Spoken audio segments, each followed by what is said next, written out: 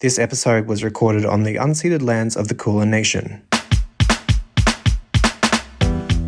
Hi folks, and welcome to another episode of POSLink Plus Listen, the podcast by and for our HIV-positive community. So how does LPV run? What goes on behind the scenes to bring you the expert programs and services that we're known for, and how can you get involved?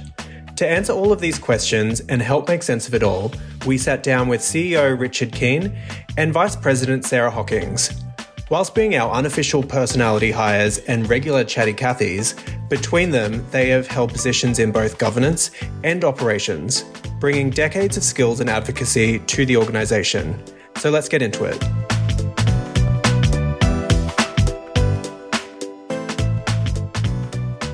So Richard, you're currently the CEO of Living Positive Victoria, but you're also a former president of the organisation. Can you tell us how long you've been involved with LPV and when did that begin? Okay, so I used to attend some of LPV's events, particularly Planet Positive. I'd attended for a long time, but didn't really kind of think about LPV more broader than that. And I think it was in 2011, I used to be very much engaged at the Positive Living Centre in Paran, and I was facilitating an ongoing mental health peer support group for people living with HIV.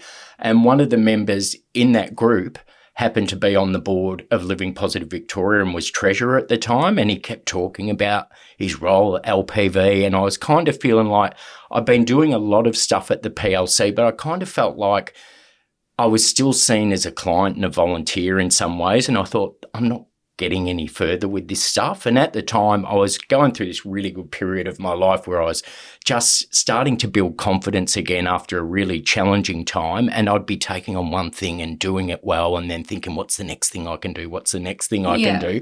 And all of a sudden, this conversation about the board made me think, maybe I need to take a step sideways and go somewhere and do something that I haven't done before. Yeah. And I thought the board's a really good potential opportunity for me to continue to build my skills. And so I got really fixed on it, and I'm quite determined, and my kind of inner narrative kind of said to me, all right, get out there and find out what this is about before you go on. So what I did was I knew probably that board member that was in the group. I knew David Menadue, who'd been on our board for a long period of time historically, and I knew another guy called Albie that had been on the board as well. So I caught up with those three guys for coffee and checked in and said, look, I'm really interested in potentially joining the board. Can you tell me a bit about it? And once you got through the 10 minutes of their gripes about their experience, I got some really good information. And then I just got really determined and worked out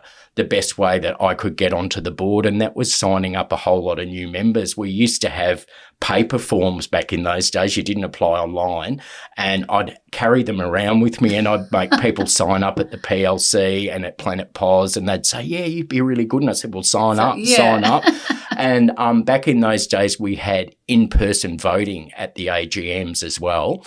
And you could carry 5 proxy votes. So if people couldn't turn up, they could sign their vote. They could fill out a vote form, sign it over to you, and you could carry 5 votes to that meeting signed over by proxies. Yeah. Well, I kind of maxed that out really quick and arranged for proxy delegates. So I got other people to hold proxies for me. Oh, my gosh. They changed the rules the following year. Yeah, you got through that loophole and then they closed it. And I guess the best bit of information that I got was from David Menadue, who just said, take some time to relax into the governance situation. It's new for you. Find out who's who in the zoo, how things work, and really don't be expecting to kind of really participate at your full strength in that first 3 to 6 months. Just get some time to really kind of work out where you are and what the kind of situation is. So that was my experience starting with LPV. I got onto the board in 2012 and was really lucky over a period of time to have the privilege of being the president of the organisation as well. So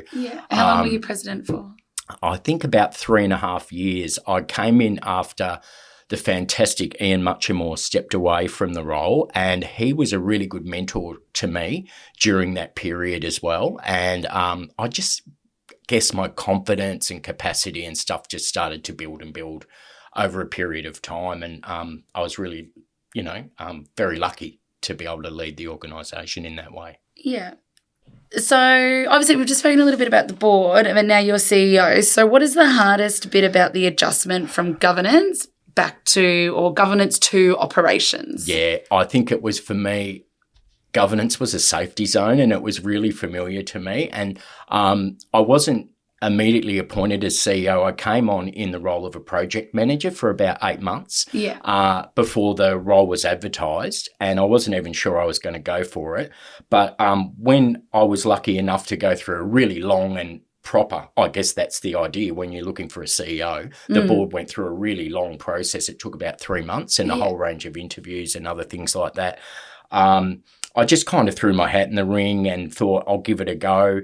But when it turned out that I was successful in my application in the end, I remember that first day as CEO, I sat in my office at 111 Coventry Street and closed the door and just sat in front of the computer going, what the hell do I do now? I don't know what I'm doing. What am I, I was freaked out about it. Yeah. And at my first board meeting, there was a tendency to go for safety, and I had to stop myself from participating as a board member because it was kind of what I knew. Yeah. And it was a really big challenge for me just to remind myself that I'm now the CEO. It's completely different between operations and governance. And what I did to kind of get through that period was I did my CEO report as well as a paper on risk, because I'd done the risk kind of management as president. It was a really kind of familiar place to me. And so I used to put up a different paper each month to build up the board's capacity and understanding of risk. So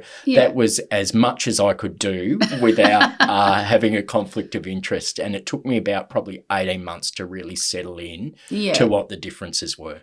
Yeah. So, Sarah, your journey with LPV is similar, but in a way it's completely opposite to mine. You are the current Vice President of Living Positive Victoria, and we've had some fantastic women's leadership in our organisation over the last 10 years. How long have you been involved with Living Positive Victoria, and how did that begin? So it was some time ago. So I think it would have been 2012 when I came home from London after being diagnosed, and was looking for something to try and make sense of my diagnosis. And I thought maybe if I started volunteering and helping other people with HIV, then that would help me internally to give back to a community that I actually knew nothing about. I just thought I just need to do something in order to try and help myself. So I found LPV online and I signed up to be a volunteer. I came in and met Guy Hussey, he was just wonderful. And it was, I had an interview, and it was the first time I'd ever actually really verbalized to somebody else that I was positive. So it was a really, really big moment, actually. And then I followed up with the volunteering training, met a few other people in the group that also said that they were positive as well. And it was really the first positive people I'd ever met after being diagnosed in 2011. So over the next few years, I volunteered at Planet Positive, met Dimitri and all the kind of crew that were around at the time, Midsummer Festival when LPV had the tents, and really tried to immerse myself in a community that, again, I still didn't know much about. And then Positive Women Victoria actually had a big women's conference, and I volunteered at that because I was too scared to go as a participant. So I was trying to get through the back door as a volunteer, and then met a whole wide range of people, including people like Sarah Fegan and Christabel and Bev and all of these women that have gone before me and have led the way. So that was really eye-opening. That really built up my confidence and understanding that I wasn't alone. I travelled off to South America for a year. And when I came back, I went to a dinner for Straight Arrows. So Straight Arrows have now merged with Living Positive Victoria, but previously they used to run dinners for people that are heterosexual with HIV. And so I went to a couple, and after meeting everybody, just being myself, Deanna Blegg asked if I wanted to take her job for a little while.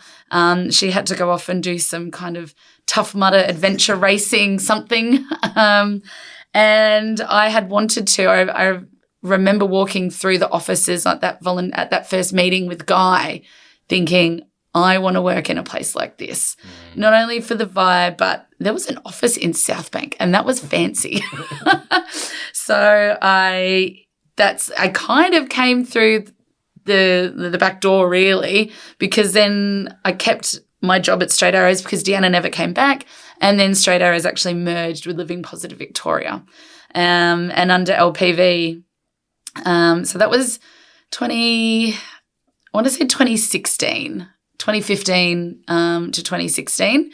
I did PLDI as well in that time, and yeah, would have probably still been in operations had I not decided to go overseas for a year, and then COVID came along, so I quit my job and then actually didn't leave Australia. So yeah, that was a lot, wasn't it? Yeah. I spent my time at LPV as a health promotion officer, supporting women, children, heterosexual men with HIV through Camp Seaside, through the adults retreat. I created Phoenix for Women with the support of Vic. I kind of tailor-made the workshop that only existed for gay men and bisexual men, and tailored it to women. And we started off very small, and we are now 10 years later, and it still continues to be a flagship event for Living Positive Victoria. So that's kind of my trophy in the air is Phoenix for Women. So that's an absolutely massive contribution in a whole range of areas. So after that kind of went wobbly and you missed your opportunity to travel, for an extended period of time due to COVID, what was it that made you want to join the board of Living Positive Victoria? And what was the biggest challenge in coming from operations to joining the board, kind of opposite to me? Yeah. So in the exact same way, it was hard for you to get your head out of governance and into operations. We are 3 years in and my head is still in operations more than governance, but just for the simple fact, because I understand the people on the ground, I understand the grassroots level support that we provide people, and I also am still friends and family with everybody that is in operations. So that is, my lens is always the people we support. So it is, I continue to learn, and working with Craig, who's an excellent mentor in what he does on the board for us, to give us that governance lens and take it a level above, because it's more strategic. I was part of the strategic plan working group when we put the plan together. I'm on the governance working group. I'm chair of the multicultural working group, just to try and get more experience and use my skills that I have to bring people together, and make sure that we're doing right by the people that we support. And what made me want to join the board, I had a little break for a while. It was nice. It is a lot, I guess, when you've been involved in HIV for a long time, and it is literally all that you do. A lot of my friends are positive, so you're always in that community somehow.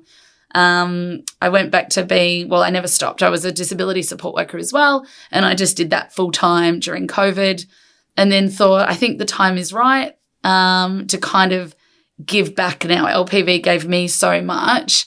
Literally, I won't say saved my life. There wasn't anything about, but it definitely changed my life, the trajectory of my life. I have far greater meaning in my life through the support of LPV and through working and supporting people in my community than I otherwise would have. So I thought it's time for me to use my skill set on a governance level and give back in a different way. So Richard, for folks that might not know, are you able to talk a little bit about our organisational structure? Yeah, for sure. So I guess the peak person in our organisation is currently Craig Brennan, who's our president. The president and the board employ the CEO, so they make a decision about who becomes the leader of operations, and that person is employed by the board. Yeah. The CEO then is responsible for employing staff in operations and making operational leadership decisions. However, they're always guided by the board. And I guess the role of the CEO that I realised in that kind of connection back to governance and understanding of governance for me was about kind of being okay with the fact that the board direct the CEO. A lot of CEOs who haven't had governance experience kind of try and run their boards, and I think they miss out on a really good opportunity to collaborate really well. I've got a fantastic relationship with our current president, and I'm not saying that just because he's my boss. Kind of am. No. I can concur, Craig, it's great. But that relationship is really symbiotic and allows us to achieve a whole range of stuff for our organisation, and you'll know a whole range of stuff about governance. So governance is really, really important, and some of the key things they do, they have legal responsibilities to ensure that our finances are okay and that we're not operating insolvently, so spending more money than we have and potentially getting ourselves into a really bad legal situation. Yeah. And as well as my monthly reporting to the board, which I do a CEO's report every month, the board can ask me to adjust that CEO's report to include new things or to take things away, and also can ask me for specific information to supply that's operational to supply to the board so they can make kind of informed decisions to ensure that we're meeting the strategic needs of our community set out in our strategic plan and operating with their best interests at heart. So LPV is a member-led organisation. What does that mean, and who are our members? What that means that it's run by people living with HIV for people living with HIV, and that people living with HIV and their needs is at the centre of everything we do. It doesn't matter your sexuality or gender. If you were born in Australia, you come from a different country. If you've emigrated, there are no barriers to coming to LPV. We are literally for all people living with HIV. We have different types of membership. So to be a full member, you do need to be a positive person. To be an associate member, you do not need to be a positive person. You can just be an ally that helps us fight stigma every day. And we need allies just as much as we need people living with HIV to beat that drum and reduce stigma and raise awareness. And we also have affiliate members, which are organisations that support Living Positive Victoria.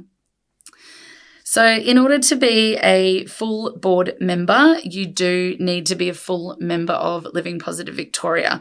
We do have two types of board members, which I think, Richard, you might talk a little bit about later. But basically, we have associate directors and full directors. So a full director needs to be a person living with HIV, but an associate director does not. So in order for our AGM election process to go ahead for full members, we do call for nominations. If we get more nominations than we have positions on the board available, we will go to a vote. And what that entails is being nominated by somebody. The paperwork goes in, and then the person nominated writes a bio, and that is then sent out through our socials and through emails and things like that for everybody to see the bios of the people that are nominated, and then they can choose to vote. You can also have proxy votes as well if you're not able to come to the AGM. But the AGM it's a great event. It's one of our flagship events, and, we get to look at our community as a whole and give awards out to the people that have meant the most to LPV during the previous year. So, Richard, as a member of the board, you get to have influence on the big picture strategy for LPV. When you were on the board, how did you get a chance to do this? I had some great opportunities when I was on the board. I was around during the negotiations and the kind of consultation in the lead up to the merger that we had with Straight Arrows Victoria. It began as a three-way conversation with Positive Women included, but their membership decided that wasn't the pathway for them to go. And I think despite that, our relationship with Positive Women has just continued to grow and grow, and they're co-located with us here at Elizabeth Street today. With the merger coming up with Straight Arrows, we combined two organisations, and part of that was rewriting our rules of incorporation. So they're the rules that kind of govern the organisation. So it provides a whole range of things about the election process you were just talking about, how to become a member, who can become a member. They're really the structures that guide the organisation in a legal sense. And at the time of the merger, we took the opportunity to kind of really reflect. Historically, all the members on our board used to have to be people living with HIV. And in some ways, because you're up on the website, you kind of were disclosing your HIV status through participation. And we'd missed opportunities over the years to have some really highly skilled people like lawyers and doctors and other people who just didn't kind of want to potentially be publicly out. They had fears for their career and a whole range of other things. And we had a good think. And the merger with Straight Arrows also really reinforced that stuff around disclosure. A lot of the members of the Straight Arrows board would come onto our board post-merger for a 12-month period where we had a combined board. And it really gave us the opportunity to think about how do we support positive people who don't necessarily want to be out, and also how do we bring in skills that we might be missing from the positive people on our board. And that's when we came up with the 6-3 model, which we've been talking a little bit about today, which is 6 directly elected full members of our organisation. So they're people living with HIV that are elected through the election process, but also to hold 3 positions for co-opt roles. So those co-opt roles can be someone can come onto our board for a period of 2 years, and they may be a person living with HIV who doesn't necessarily want to disclose at the time, or we can also use those 3 positions to bring in skills gaps and lift the capacity of our entire board by bringing someone really skilled into that environment. It was really novel when we did it. I think it's coming up to like 8 years or 9 years since the merger, and it caused a lot of drama for us, like with NAPA and other things, and that at the national level, all organisations had to be fully positive boards to be a member. So it really kind of put us at risk of potentially not being members of our positive peak. But we worked through that. And I think explaining the reasons why we wanted to do that, we wanted to enable the full participation of all of our community members should they wish to get involved in allies as well that have those skills that Absolutely. may be missing on the board at a particular really time. Build skills amongst the positive community by the sharing of those skills. So I got to do some really fantastic things in my time on the board. And operations often gets all the glory. Most of our members, our clients and our allies will know our staff. They'll know them either by coming to do workshops or engaging with our organisation. And sometimes I think the big work, the big strategic, big picture work that's done by governance is just as important, and one can't function without the other. And they're both really, really important. Like I kind of consider it like 2 hands on the driving wheel that kind of move us forward in the organisation. And governance is a fantastic opportunity. It's not for the faint at heart. It's a volunteer role. There's a lot of time and a lot of work and a lot of effort involved, but the rewards for it can be fantastic, and you can really change and shape the future of the organisation and the HIV response in Victoria through your engagement with governance. Sarah, how can members get involved if they are interested in governance? So if people are interested, there's many different ways that you can get involved. So you can vote at the AGM. You can attend the AGM, which is a great intro to dip your toe in if you're not really sure what it's all about. Our current AGM for this year is going to be on October 18th at the Positive Living Centre. And as I said earlier, it's a great way to kind of meet the board, meet other members, meet some of the staff. We give awards out for people that have meant a lot to Living Positive Victoria. Can highly recommend attending if you're interested. If you want to access some annual reports, you're able to log on to our website and have a look at those, kind of familiarise yourself. You think, is this for me? What is this organisation all about? Our strategy will be on there as well.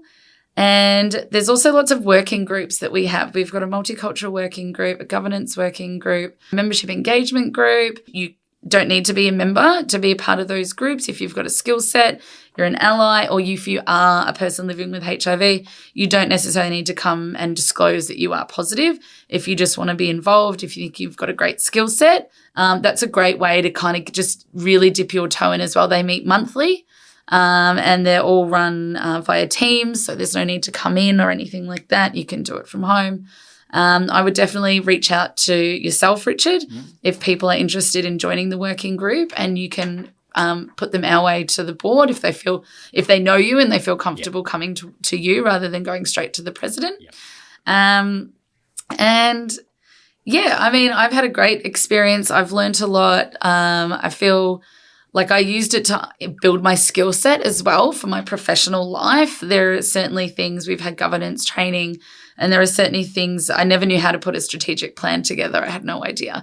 So watching and being mentored by people that had done it before, previous members on the board, you look at financials, you look at all kinds of things that you can then use as experience in your professional life. So I can highly recommend if you're interested, give us a shout out, put a inquiry through the website, talk to Richard. If you know Craig or myself or a staff member, please come and talk to us about that. We'd be happy to chat. We're always looking for more volunteers and people that want to help us reduce stigma and support people living with HIV. And we love a chat, don't we, and Sarah? We do love a chat. And I think we've got a board meeting to head to very shortly. We actually do. It's a timely conversation. And thanks for coming along and having a chat. No worries. Thanks, Richard. Thanks for joining us for this episode of POSLink Plus Listen. You can find more episodes on our website or wherever you get your podcasts. Make sure you subscribe to stay up to date. And for all the latest news, events and resources from us, head to lpv.org.au and join us on our social channels.